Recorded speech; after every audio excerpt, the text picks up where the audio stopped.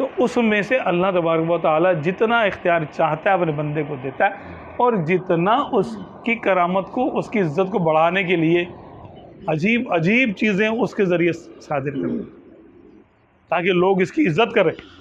یہ میرا ولی ہے تو لوگ اس کی عزت کریں. کرامت کا معنی کیا؟ عزت ہے نا، عزت و تکریم، کرامت. تو ایسے واقعات یا ایسے اختیارات کسی ولی کو کیوں دیے جاتے ہیں؟ تاکہ لوگ اس کی قدر و منزلت کو پہچانیں اور اس کی عزت کریں. عزت کریں گے تو فرما برداری کریں گے، اس کی بات مانیں گے اور نیکی کے راہ پہ آ جائیں گے. انبیاء کرام علیہ الصلوۃ والسلام اجمعین کو معجزے دینے میں کیا حکمت ہے؟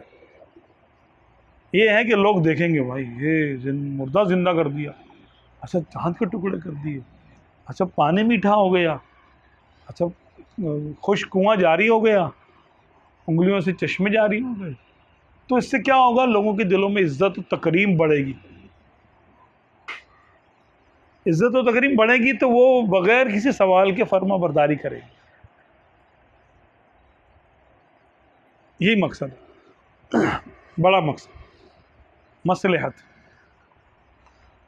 اور ویسے اللہ تبارک و تعالیٰ کی شان ہے، وہ اپنی صفات کو اپنے بندوں میں ظاہر کرتا ہے. دیکھیں آپ کو اور ہمیں سننے کی صلاحیت دی اس نے، کیونکہ وہ سمیع ہے. ہاں وہ سمیع ہے، بصیر ہے، متصرف ہے، فعال لما یرید، جو چاہتا کرنے والا، احد ہے، صمد ہے. تو یہ صفات اس نے اپنے بندوں کو عطا کی. دیکھیں وہ اکیلا ہے نا، اس نے ہر ایک کو الگ بنایا.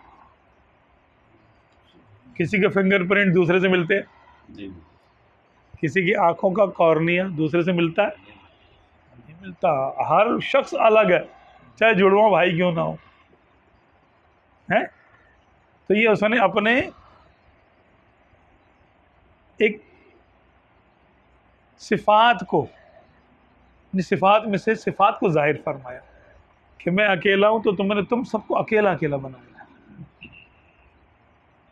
وحدہ لا شریک. تو ہر بندہ اپنی جگہ اکیلا ہے، سنگل ہے. اس کی نسل میں اس کے جیسا کوئی نہیں ہوا، اور اس کی نسل میں اس کے جیسا کوئی نہیں ہوگا. واحد ہے. کتنی بڑی دلیل ہے کہ اللہ تعالیٰ ایک ہے، سب کو ایک بنا. اور ایک جراثیم بھی ایک جیسے نہیں ہوتے.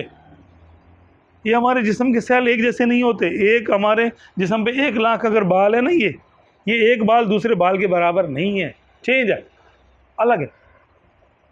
ہمارے جسم کے بال بھی ایک بال دوسرے سے نہیں میچ کرتا، نہیں مکس ہوتا، ایک جیسا نہیں ہے. کیا وحدت ہے، کیا احادیت ہے کہ بے مثال ہے. وفی انفسکم، اللہ نے فرمایا نا کہ میں نے اپنے ہونے کی دلیلیں، اپنے وجود کی دلیلیں، اپنے معبود ہونے کی دلیلیں آفاق میں بھی رکھی ہیں اور تمہارے اندر بھی رکھی ہیں. دیکھو